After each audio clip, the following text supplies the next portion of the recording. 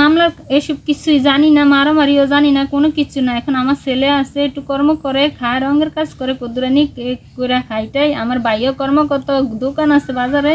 আমার বাপে বুদ্ধ মানুষ, ব্যাংকে চাকরি করে, হ্যারও আমার মামলা দিয়ে হয়রানি শিকার আমরা।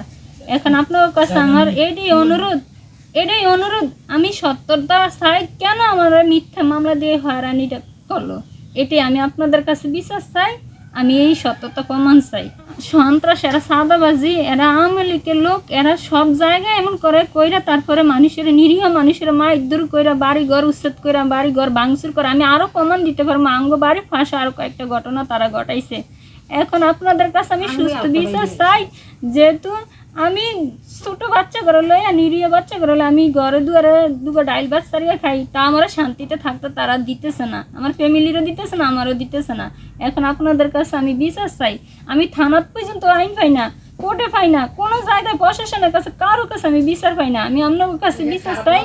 আর আমার নামে, আমি একটা মেয়ে, আমার হাজব্যান্ড গেছে গিয়া, তা আমি কি খারাপ চরিত্র মেয়ে না? আমার খারাপ চরিত্র বানানোর লিগে তারা সব দিকে চেষ্টা করতেছে, করতেছে, আমার ফ্যামিলির হ্যারাসমেন্ট করানোর লিগে সব দিকে চেষ্টা করছে। তারা টাকার পাহাড় করে আনে, টাকা দিতে আমার আইনে বুঝে, সব কিছুতেই বুঝে। আমি কারো লাগে পারতেছি না। প্রশাসনের কাছে আমি বিচার চাই, আইনের কাছে আমি বিচার চাই, যে আমার এটা সুষ্ঠু তদন্ত হোক, সুষ্ঠু বিচার চাই।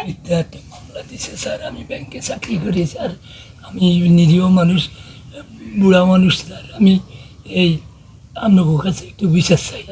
মিথ্যা মামলা দিছে আমার নামে স্যার, ডিউটিতে আসছিলাম, আমার নামে মিথ্যা মামলা দিয়া গড়াইছে স্যার। আসসালামু আলাইকুম। আপনাদের জনগণের সবার কাছে আমার একটা অনুরোধ জানাইতেছি। আমার হাজবেন্ডে বাজারের মধ্যে দোকানে ব্যবসা বাণিজ্য করে, এই ব্যাপারে কোনো কিছুই জানে না। এই মারামারির ভিতরে কোনো জয়েন্টই ছিল না।